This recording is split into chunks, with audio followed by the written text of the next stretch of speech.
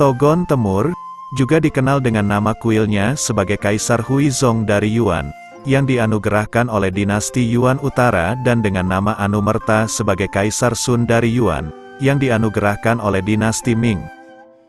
Togon Temur merupakan kaisar dinasti terakhir Yuan dan kemudian menjadi kaisar pertama dinasti Yuan Utara. Selain kaisar Tiongkok, ia juga dianggap sebagai Hagan terakhir kali Mongol.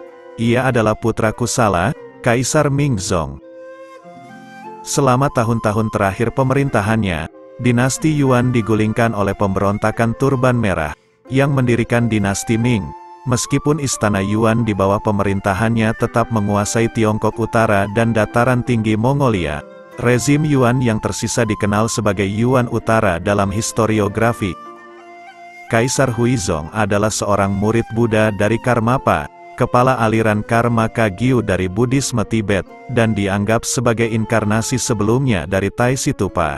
Dia juga mengundang Dolpopa Serap Gyaltsen yang cerdas dari Jonang untuk memahaminya, tetapi ditolak. Kaisar baru mengangkat sepupunya Eltegus sebagai putra mahkota karena ia merupakan anak dari ibu Eltegus, janda permaisuri Buddha Shiri. Namun ia dikendalikan oleh panglima perang bahkan setelah kematian El Temur. Di antara mereka, Bayan menjadi pertarungan El Temur.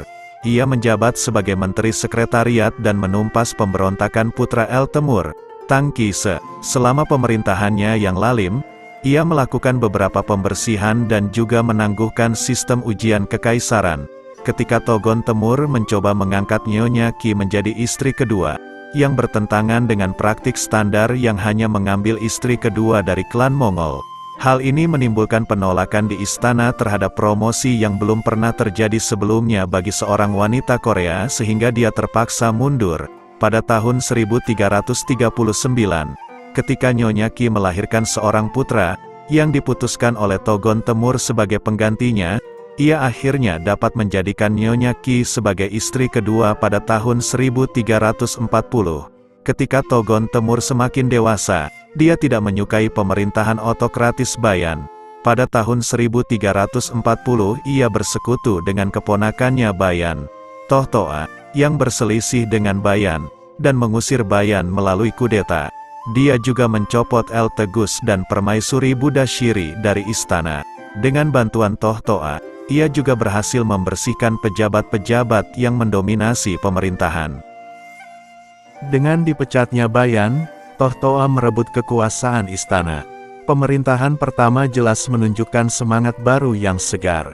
Pemimpin muda ini dengan cepat membedakan rezimnya sebagai sesuatu yang sama sekali berbeda dari rezim Bayan. Nama era Tiongkok baru, Zizeng, ditetapkan untuk menunjukkan hal ini. Pembersihan Bayan dibatalkan. Banyak sastrawan besar Tiongkok kembali ke ibu kota dari pensiun sukarela atau dari pengunduhan administrasi dan sistem ujian kesejahteraan. Tohtoa juga memberikan beberapa tanda awal arah baru dan positif dalam pemerintahan pusat. Salah satu proyeknya yang sukses adalah menyelesaikan sejarah resmi dinasti Liao, Jin, dan Song, yang telah lama terhenti, yang akhirnya selesai pada tahun 1345. Tohtoa mengundurkan diri dari jabatannya dengan persetujuan Togon Temur pada bulan Juni tahun 1344, yang menandai berakhirnya pemerintahan pertamanya. Beberapa pemerintahan singkat yang terjadi pada tahun 1344 dan 1349 mengembangkan agenda yang sangat berbeda dari agenda Tohtoa. Pada tahun 1347, Kaisar memaksa Tohtoa masuk ke Gansu dengan bantuan mantan pasangan Kusala dan Yesun Temur. Pada tahun 1349, Togon Temur memanggil kembali Tohtoa, yang memulai pemerintahan Tohtoa yang kedua dan sangat berbeda. Sejak akhir tahun 1340-an, masyarakat di pedesaan sering mengalami bencana alam, kekeringan, banjir, dan kelaparan. Kurang efektifnya kebijakan pemerintah menyebabkan hilangnya dukungan masyarakat. Para pedagang garam gelap yang tidak puas dengan monopoli garam pemerintah melancarkan pemberontakan pada tahun 1348, yang memicu banyak pemberontakan di seluruh pemerintahan. Di antaranya adalah pemberontakan Turban Merah, yang dimulai pada tahun 1351 dan berkembang menjadi kekacauan nasional. Pada tahun 1354, ketika Tohtoa memimpin pasukan besar untuk menumpas pemberontak Turban Merah, Togon Temur tiba-tiba memecatnya karena takut dikhianati. Hal ini mengakibatkan pemulihan kekuasaan Togon Temur tetapi juga melemahnya pemerintah pusat dengan cepat. Oleh karena itu, dia tidak punya pilihan selain bergantung pada kekuatan panglima perang setempat. Togon Temur secara bertahap kehilangan minat pada politik dan berhenti ikut campur dalam perjuangan politik. Putranya Bilik Tuhan, yang menjadi putra mahkota pada tahun 1353, berusaha merebut kekuasaan dan berkonflik dengan para pembantu Togon Temur, yang mendominasi politik alih-alih Han. Pada masa ini kekuasaan semakin banyak dipegang oleh Nyonya Ki. Pada tahun 1364 panglima perang yang berbasis di Sansi Bolat Temur ditempati Han balik dan mengusir putra mahkota dari pangkalan musim dingin. Dalam ikatan dengan panglima perang Koke Temur yang berbasis di Henan, Bilik Tuhan mengalahkan Bolat Temur pada tahun berikutnya. Perjuangan internal ini mengakibatkan semakin melemahnya kekuatan politik dan militer pemerintah pusat. Pada tahun 1365, Togon Temur akhirnya mengangkat Nyonya Ki yang sangat dicintainya menjadi permaisuri pertama dan mengumumkan bahwa putranya akan menjadi yang pertama dalam garis suksesi. Pada masa itu dinasti Yuan, salah satu keturunan Konfusius, yang merupakan salah satu putra Adipati Yansheng Kong Huan, bernama Kong Sao, pindah dari era Tiongkok ke Korea Goryeo dan pembangunan cabang keluarga di sana yang disebut klan Gong.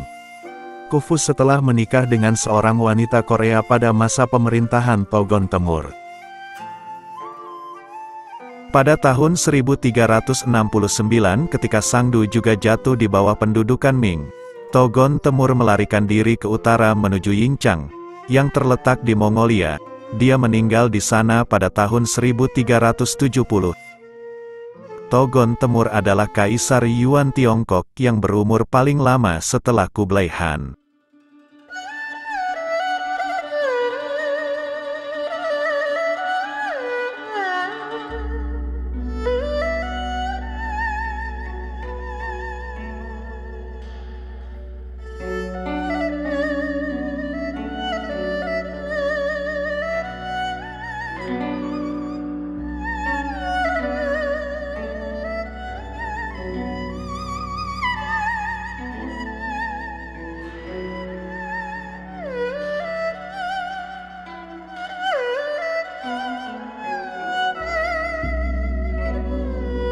Sekian video kali ini, terima kasih sudah menonton sampai selesai. Mohon maaf kalau ada salah informasi.